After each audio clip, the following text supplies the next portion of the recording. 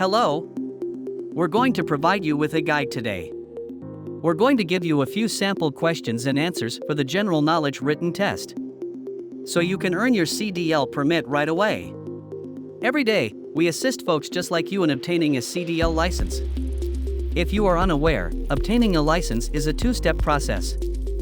To obtain a CDL permit, you must first pass 3 distinct written tests. Step 2 is to pass a lengthy 2.5-hour road test in order to obtain your genuine license.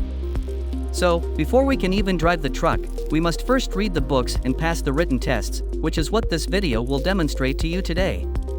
Certain answers and some things about the test that you don't comprehend, and by the end of this video, you'll have a lot more knowledge. So, in order to obtain a CDL permit, you must pass 3 distinct written tests. What we'll be going over today is the first test you'll have to pass, and it's called General Knowledge. Now, General Knowledge will consist of 50 questions, and in order to pass this test successfully, you must score 80% on this test. That implies you'll have to get 40 of them right. You must go to the DMV and take the test on the computer in order to take this test. It will be a multiple choice test with 4 possible responses. You're going to choose the best of the bunch. Another thing you should be aware of when taking this test is that there is a skip button. The skip button is your ally. We go over a comprehensive technique here at Advanced Career Institute that gives our students an advantage in passing the test the first time. At our school, we truly have a 95% success rate. However, if you don't know the answer, simply click the skip option. It will be quite beneficial to you. If you want to learn the entire method, give us a call or come on in and become one of our students. I'm going to ask you some questions and give you some replies. You're going to follow along with me as I read off the question and give you 4 alternative replies. Then I'll tell you the proper answer and explain it in case you don't understand. So, let's jump right into an example. When driving a commercial vehicle with a height of more than 13 feet, what would you should do? Letter A, you need not be concerned about height clearance as long as you stay on any state or federal routes. Letter B, assuming all clearances are adequate. Letter C, if you're not sure if a clearance is high enough, stop and double check, or letter D, all of the above. Clearly, D cannot be the answer. C is the correct answer here.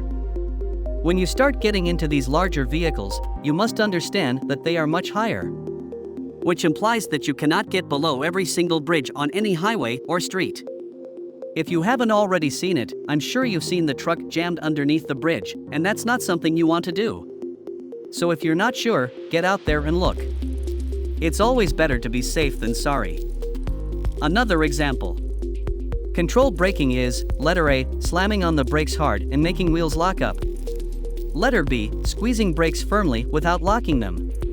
Letter C, pressing brakes until wheel locks up occurs, releasing then reapplying, or letter D, none of the above. So controlled braking, you want to stay and control the vehicle the whole time. So the correct answer here is B. So you're gonna constantly squeeze on the brake firmly and you don't want to lock them up because anytime you lock up your brakes, your vehicle is actually going to start skidding. Anytime your vehicle skids, you have no control of the vehicle. So if you have no control, how could you call that controlled braking? Put that in mind. Here's more. Which of the following has the greatest stopping distance? Letter A represents empty trucks, whereas letter B represents full trucks. Bobtail tractors, letter C, and letter D, automobiles. What do you believe is the proper answer? Bobtail tractors, the letter C. Now, a bobtail tractor is simply another name for a tractor that does not have a trailer. They have the longest stopping distance since those vehicles are designed to carry a large amount of weight. So, even in terms of their brakes are designed to support all of that weight. So you're not carrying any weight. It takes a lot longer for the car to come to a complete stop. Another. When do you realize it's time to make a shift gear? The letter A can be determined by the speedometer. The tachometer can tell you what letter B is. Letter C can inform you about engine sound, or letter D can tell you about all of the above. The right answer is D, for all of the above. So that the speedometer can tell you whether you want to go quicker. If you want to move slower, you should upshift. You can tell because the tachometer indicates RPMs, which is the engine speed. As a result, greater RPMs indicate that it is time to shift up. When the RPMs drop too low, it's time to downshift, and the sound of the engine can also inform you. Because when the engine begins to rev really quickly, it signifies the RPMs are high. Which means you'll have to shift everything again, right?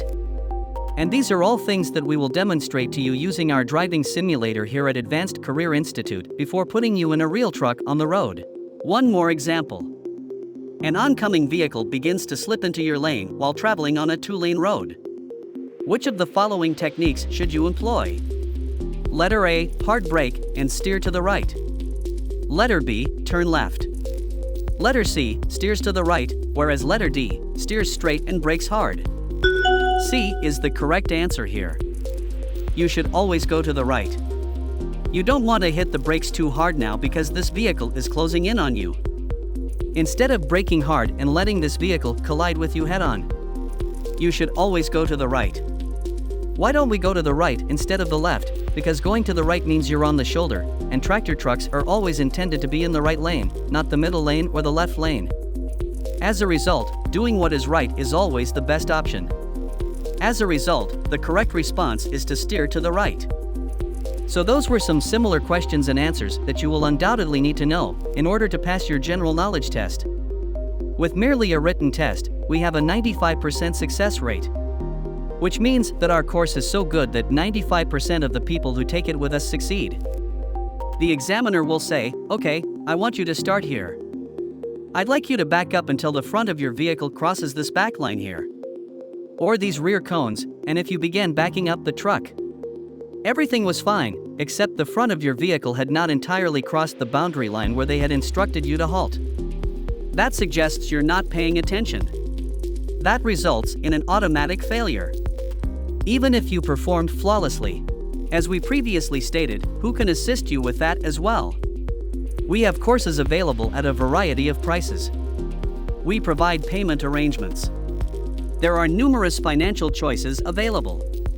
We are available 7 days a week to answer any inquiries you may have.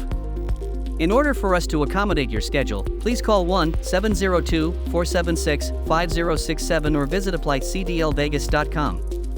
If you want to watch this video again, give us a thumbs up and subscribe to our channel.